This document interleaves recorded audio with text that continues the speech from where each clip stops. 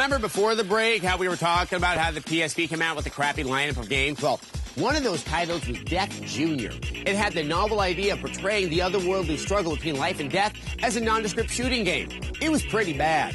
Fortunately, America is the land of second chances and the morbidly obese, but mostly second chances. With that in mind, here's our review of Death Jr. 2, Root of Evil. What happens when death itself is kidnapped by an evil assailant and forced out of commission? A few things. Elderly the world over rejoice. Everyone in Iraq has nothing to do.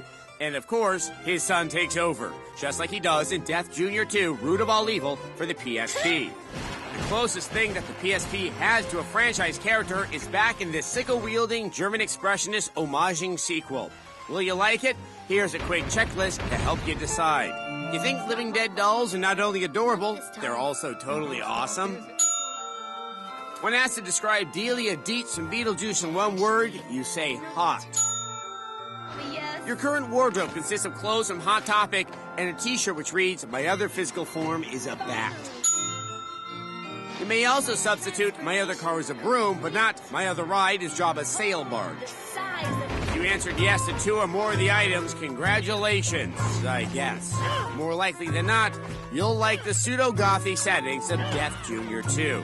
The levels in Death Jr. 2 are unique in their own way, but they're not exactly well laid out and, given their dark pallor, tend to get confusing. However, if you can somehow avoid being transfixed by the creepy doll heads embedded in the walls, I'm sure you'll figure it out. Death Jr. 2 allows you to play as one of two characters, Death Jr. himself and Pandora, a little girl with a big penchant for profanity. We're talking about the slut from the Big Cocoon. It doesn't matter who you choose. Their mechanics are basically the same. And by that I mean awkward. While spinning and slicing your enemies to ribbons is fun, the moves themselves involve a lot of involuntary whirling and thrusting, which can make missing enemies easier than Dr. Caligari making a somnambulist. That's probably why the sickle never became a more conventional weapon. Luckily, along your journey, you can pick up items to create more novel instruments of violence. Not the way Dad would have done it, but effective nonetheless. At times, it seems as if Death Jr. 2 isn't quite sure where to draw the line with its language. There's tame parts. What the HE double hockey stick is going on? Not so tame parts. Suck my cord. And Pandora. We're talking about the slut from the Big Cocoon. Hey, it's not perfect.